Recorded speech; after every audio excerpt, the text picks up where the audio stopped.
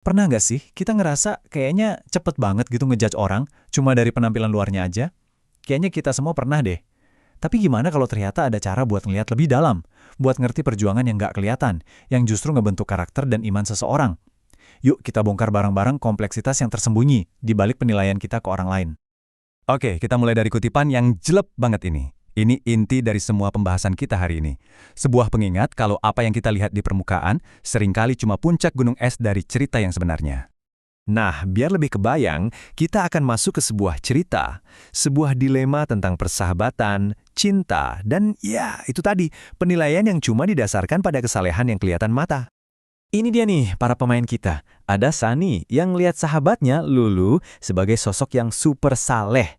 Tapi dia sama sekali nggak setuju Lulu pacaran sama Gugun yang menurut dia, wah jauh banget dari standar agamanya dia.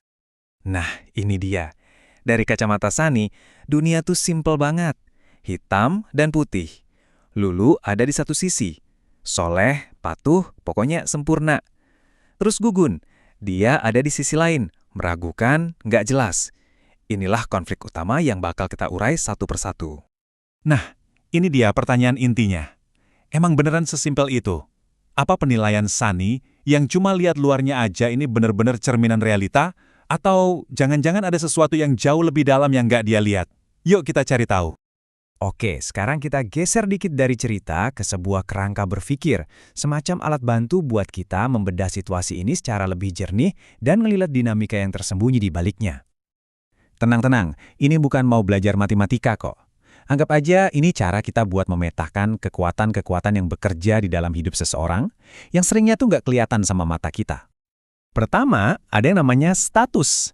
Nah ini tuh tolok ukur yang dipakai Sunny buat menilai orang. Semacam checklist luaran gitu, dia sholat nggak, dia pakaiannya gimana. Ini adalah bagian yang kelihatan dari luar. Selanjutnya, ada faktor eksternal. Ini tuh soal lingkungan dan pengalaman hidup. Ada yang positif, yang ngebantu kita, kayak dapat bimbingan yang baik, tapi ada juga yang negatif, yang jadi penghambat. Contohnya kayak ngelihat kemunafikan di sekitar kita.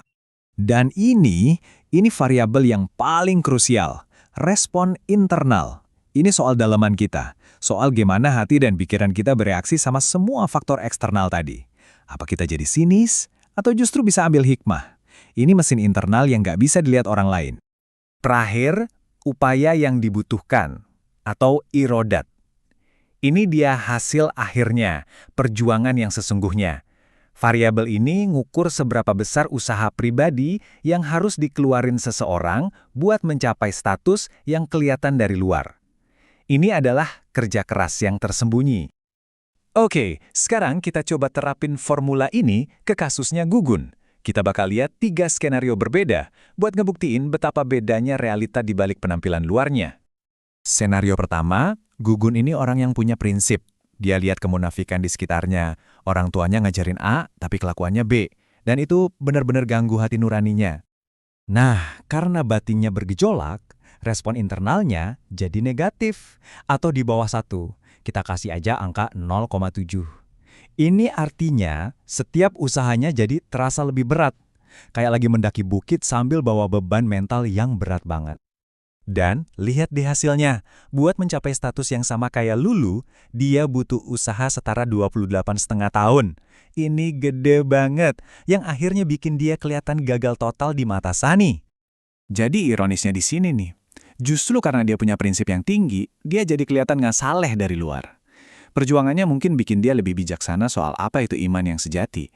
Tapi ya itu, dia nggak lulus checklist dangkalnya Sunny. Paradoks banget kan? Sekarang, skenario kedua. Gimana kalau Gugun ini orangnya lebih santai? Dia lihat kemunafikan itu, tapi ya cuek aja, nggak terlalu diambil pusing. Dengan respon internal yang netral di angka 1, usahanya nggak dibantu tapi juga nggak dihambat sama kondisi batinnya. Tapi lihat deh, bahkan dalam kondisi netral ini pun, dia masih butuh 20 tahun usaha. Artinya, hampir seluruh masa dewasanya harus dihabiskan cuma buat ngejar standar yang diharapkan Sunny. Hampir mustahil. Oke, kita masuk ke skenario ketiga, ini yang paling rumit. Gimana kalau entah kenapa Gugun ini justru bisa berkembang pesat di lingkungan yang penuh kemunafikan ini? Dengan respon internal yang positif, misalnya di angka 1,5, setiap usahanya justru jadi lebih efektif. Ini bikin waktu yang dibutuhkan turun drastis jadi 13,3 tahun.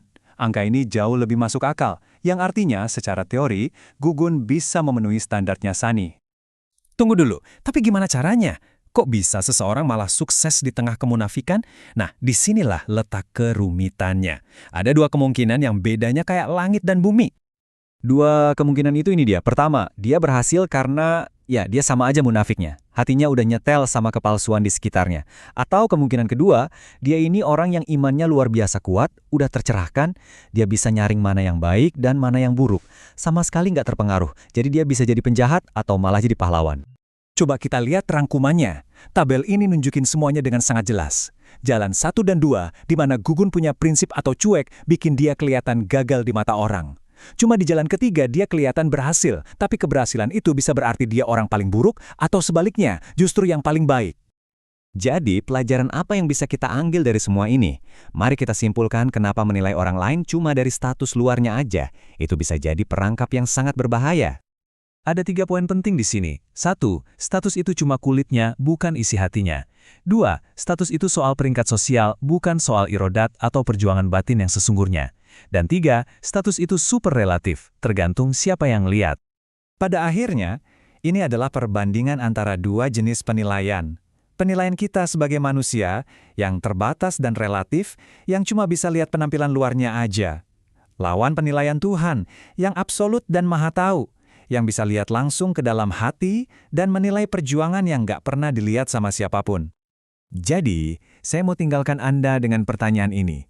Setelah kita paham kalau apa yang kita lihat seringkali cuma secuil dari cerita besarnya, gimana ini akan mengubah cara Anda memandang perjuangan orang lain? Atau bahkan perjuangan Anda sendiri? Mungkin saja kebaikan yang terbesar seringkali tersembunyi dari pandangan kita semua.